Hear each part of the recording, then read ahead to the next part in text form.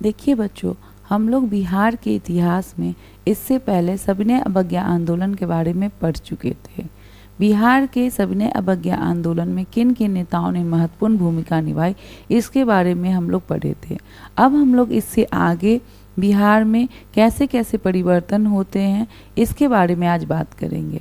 बिहार के संदर्भ में बात करने से पहले आप लोगों को मैं हर वीडियो में पहले राष्ट्रीय परिप्रेक्ष्य के बारे में समझाती हूँ।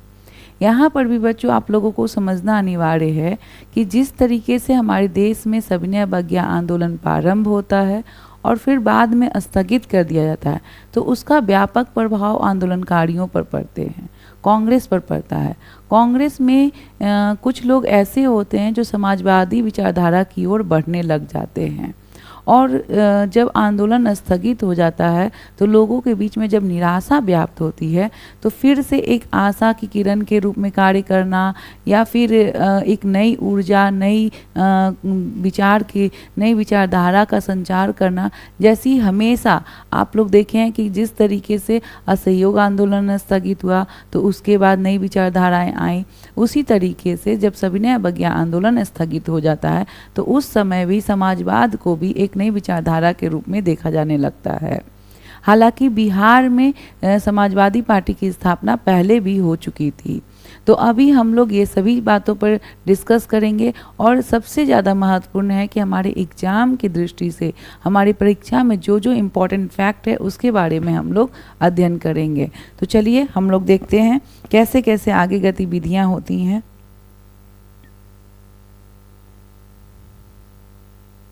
तो देखिए बच्चों, सबसे पहले सविनय अवज्ञा आंदोलन के दौरान ही बिहार में समाजवादी पार्टी की स्थापना 1931 में हुई थी, जिसके स्थापनाकर्ता जयप्रकाश नारायण और फूलन प्रसाद वर्मा थे। और देखिए बच्चों, ये मोस्ट इम्पॉर्टेंट है, ये बहुत बार आया हुआ है आपका 65वीं बीपीएससी में, 67वीं बीपीएससी में ये दोनों क्वेश्चन आया हुआ है। एक में आपको सिर्फ फूलन प्रसाद वर्मा दिए हुए था और एक में जयप्रकाश नारायण और फूलन प्रसाद वर्मा दोनों दिए हुए था। तो जैसा ऑप्शन रहेगा वैसा आपको आंसर करना है। और ये भी ध्यान रखिएगा बच्चों कि जब भी क्वेश्चन आया है तो उसमें पूछा गया है कि वर्ष 1931 में बिहार समाजवादी पार्टी के संस्थापक कौन थे, तो उसमें फूलन प्रसाद वर्मा भी था और जयप्रकाश नारायण भी थे। तो बिहार समाजवादी पार्टी की स्थापना 1931 में होती है, जिसके संस्थापककर्ता या स्थापनाकर्ता में जयप्रकाश नारायण, फूलन प्रसाद वर्मा, गंगा शरण सिन्हा, रामवृक्ष बेनीपुरी और रामानंद मिश्रा की महत्वपूर्ण भूमिका थी। इसके बाद बच्चों हमारे देश में समाजवादी विचारधारा और आगे बढ़ने लगती हैं और राष्ट्रीय स्तर पर समाजवादी पार्टी की स्थापना का बात उठने लगता है। कुछ ऐसे लोग होते हैं, कुछ ऐसे नेता लोग होते हैं जो कि कांग्रेस में ही रहकर समाजवादी विचारधारा को आगे बढ़ाना चाहते थे। देखिए, यहाँ पर समाजवादी जो पार्टी हो रही है वो कांग्रेस से कोई अलग पार्टी नहीं थी, वो कांग्रेस में रहकर ही समाजवादी विचारधारा को बढ़ाने के लिए कांग्रेस समाजवादी पार्टी की गठन करती है।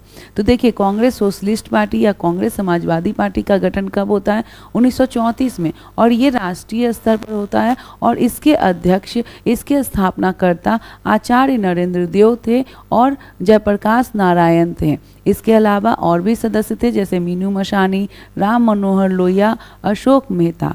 तो ये सभी जो भी व्यक्ति थे ये सभी समाजवादी विचारधारा को आगे बढ़ा रहे थे। और इसी क्रम में 1936 में जयप्रकाश नारायण वाई सोशलिज्म, समाजवाद ही क्यों नामक पुस्तक की रचना करते हैं। देखिए बच्चों, ये भी बहुत इम्पोर्टेंट है, ये पुस्तक की रचना करते हैं और इसके माध्यम से भी वो समाज में हमारे जो उस समय के स्थिति थी उसमें समाजवाद के जो विचारधारा होती है, संसाधनों पर जो सभी लोगों का अधिकार होता है, उसके बारे में ये बताते हैं।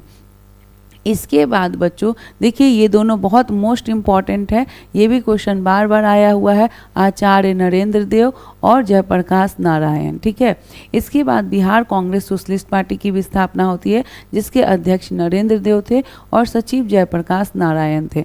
और ये भी देखिए बच्चों, ये क्वेश्चन बार बार आया हुआ है। तो ये ऊपर के ये जितना भी है ये मोस्ट इम्पॉर्टेंट है, आपका AEDO का एग्ज़ाम हो या फिर आपके 72वीं बीपीएससी हो या बीपीएससी से रिलेटेड, बिहार सरकार से रिलेटेड कोई भी एग्ज़ाम हो, इसमें ये सारे फैक्ट आते हैं, तो इसको बार बार याद कर लीजिएगा। ठीक है। इसके बाद बच्चों आप लोगों सभी को पता है कि सविनय अवज्ञा आंदोलन जो था वो हमारा स्थगित हो जाता है और उसके बाद हमारे यहाँ भारत शासन अधिनियम 1935 पारित हो जाती है और उसी में बच्चों एक प्रावधान था जिसके आधार पर 1937 में प्रांतीय चुनाव कराए जाते हैं। तो प्रांतों में चुनाव होगा तो हमारे बिहार में भी चुनाव होगा, तो हमारे बिहार में भी प्रांतीय चुनाव होते हैं जिसमें कुल 152 स्थान था और 152 स्थान पर बिहार में प्रांतीय चुनाव होते हैं, जिसमें से कांग्रेस जो होता है वो आपका 107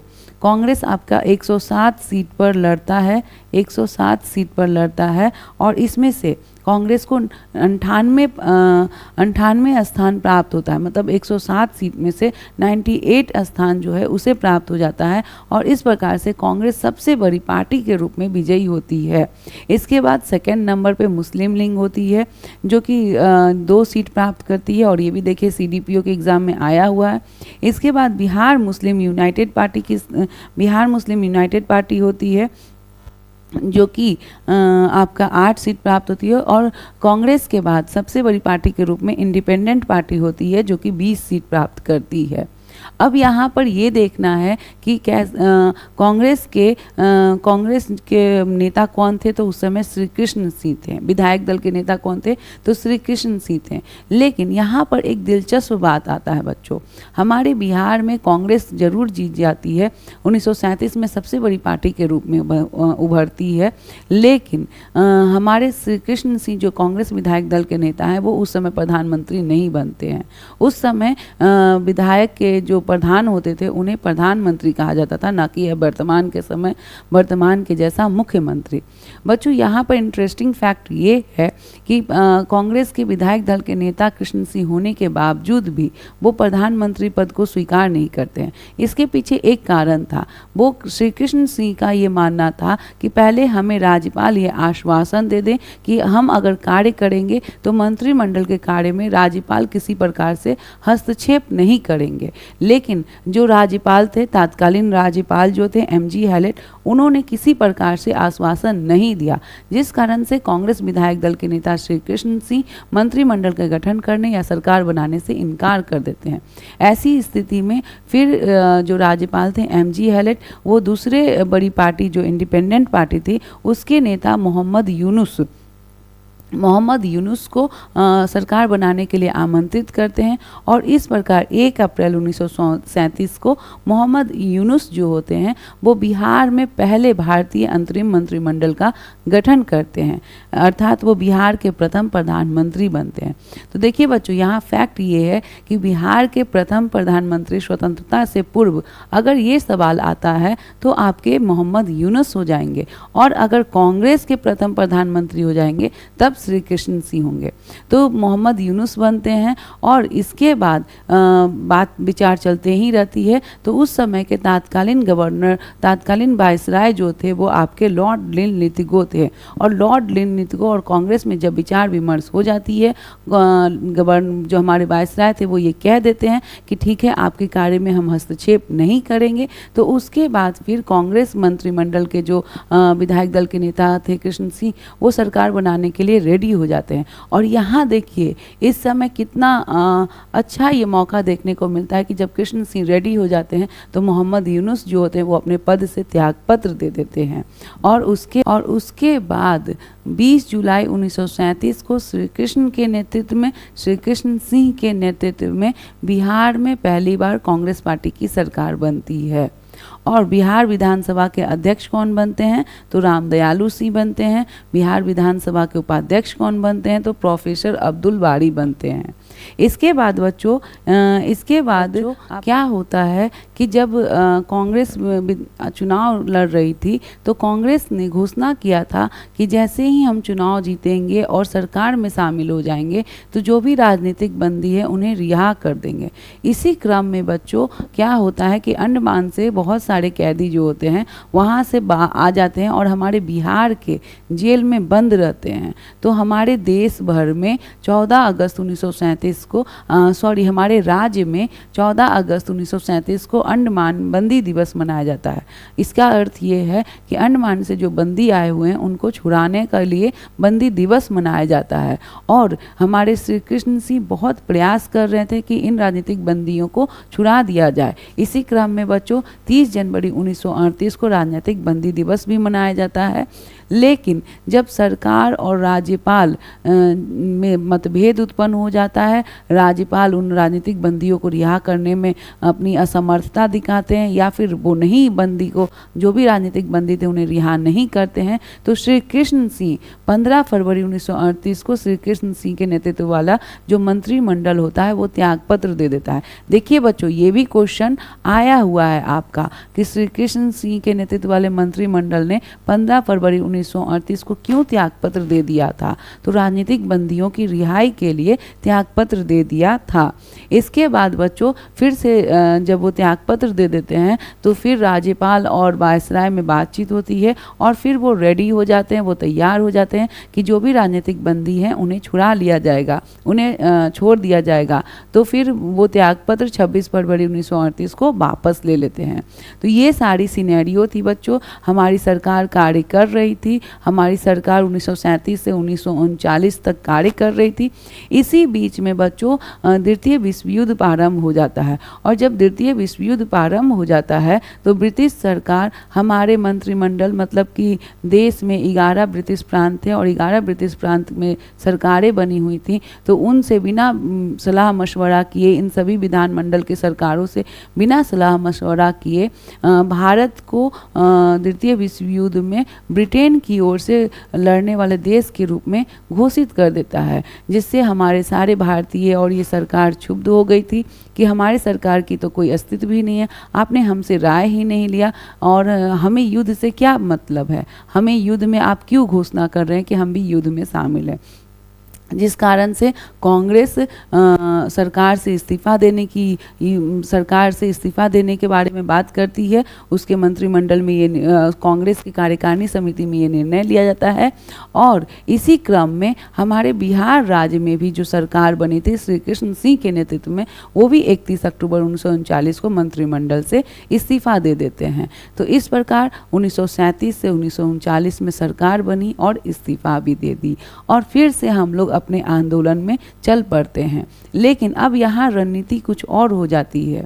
देखिए बच्चों, अब द्वितीय विश्व युद्ध चल रहा है और द्वितीय विश्व युद्ध के क्रम में हम इतने नैतिक रूप से ऊपर थे कि द्वितीय विश्व युद्ध के क्रम में हमारे देश के जो बड़े बड़े नेता थे वो कोई भी बड़ा आंदोलन नहीं करना चाहते थे, लेकिन सरकार की नीतियों का विरोध करना भी उनका लक्ष्य था। इसलिए गांधी जी ये निर्णय लेते हैं कि अब हम लोग व्यक्तिगत सत्याग्रह प्रारंभ करेंगे।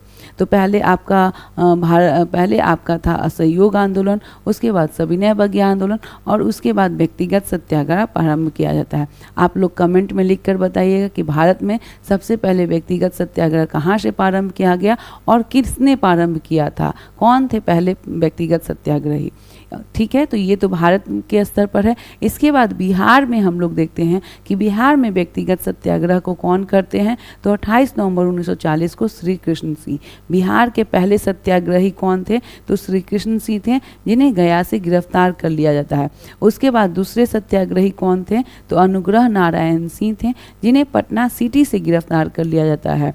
इसी तरीके से गौरी शंकर जो थे वो गया से सत्याग्रही व्यक्तिगत सत्याग्रह कर रहे थे। श्याम नारायण सिंह थे जो नालंदा के सिलाव से कर रहे थे और कुछ महिलाएं जैसे कि प्रियंका देवी, जगत रानी देवी और जानकी देवी, ये भी व्यक्तिगत सत्याग्रह कर रहे थे। तो इस तरीके से बच्चों हमारा आंदोलन आगे बढ़ रहा था। इसी क्रम में बच्चों तो देखिए बच्चों इसके बाद कुछ मिसलेनियस है, व्यक्तिगत सत्याग्रह के बाद कुछ मिसलेनियस है जिसमें बिहार मुस्लिम लीग है। देखिए बच्चों, आप लोग सभी को पता है कि मुस्लिम लीग का प्रदर्शन आपके जो भी प्रांतीय चुनाव हुए थे उसमें बेहतर नहीं था, उसे काफ़ी कम सीट प्राप्त हुई थी और उसके बाद उन्हें समझ में आ जाता है, मुस्लिम लीग पार्टी को समझ में आ जाता है कि उसका जनाधार बहुत कम है और यहीं से एक राजनीति के तहत अलगाववादी के तहत हमारे देश को टुकड़े में विभाजित करने की जो राजनीति है वो प्रारंभ हो जाती है। ऐसे देखा जाए तो पहले से भी था, लेकिन यहाँ से अब काफ़ी सक्रिय रूप से ये प्रारंभ हो जाएगा। तो बच्चों देखिए कि बिहार मुस्लिम लीग के लिए 26वां अधिवेशन 26 दिसंबर 1938 को पटना में होता है, जिसकी अध्यक्षता मोहम्मद अली जिन्ना करते हैं। तो ये बिहार के संदर्भ में इम्पॉर्टेंट हो सकता है। और अखिल भारतीय मुस्लिम छात्र सम्मेलन, इसका सम्मेलन कहाँ होता है? तो 29 दिसंबर 1936 को पटना में होता है और 5 फरवरी 1939 को मुस्लिम लीग दिवस भी मनाया जाता है। तो ये बिहार से रिलेटेड ये एक मिसलेनियस है। और एक ये भी मिसलेनियस है बच्चों कि फॉरवर्ड ब्लॉक, आप लोग सभी जानते हैं कि फॉरवर्ड ब्लॉक की स्थापना कौन किए हैं, आप लोग इसे भी कमेंट में लिखिएगा। तो फॉरवर्ड ब्लॉक से संबंधित बिहार के नेता कौन थे? तो सीलभद्र याजी थे, जिनको 16 मई 1940 को छपरा से गिरफ्तार कर लिया जाता है। तो ये जो आज हम लोग पढ़े बच्चों, ये सविनय अवज्ञा आंदोलन के बाद और बीच में कुछ ऐसे नेता थे या कुछ ऐसी घटनाएं घटी जिसके बारे में हम लोग पढ़ते हैं। और अब इसके बाद हम लोग भारत छोड़ो आंदोलन के बारे में पढ़ेंगे कि भारत छोड़ो आंदोलन में बिहार के कौन कौन से नेता इसमें शामिल हुए थे, क्या क्या घटनाएं घटी, और उसके बाद फिर भारत छोड़ो आंदोलन के बाद की घटनाएं। तो देखिए बच्चों, इतिहास पढ़ना ज़्यादा टफ नहीं है। टफ ये होता है कि हम लोग किसी भी चीज़ को क्रमबद्ध नहीं पढ़ते हैं। अगर आप लोग हर चीज़ों को क्रमबद्ध रूप से पढ़िएगा और रेगुलर रिवीजन कीजिएगा तो आपको कोई भी चीज़ टफ नहीं लगेगा। तो पढ़ते रहिए, अच्छे से पढ़िए और किसी प्रकार से स्ट्रेस मत लीजिए।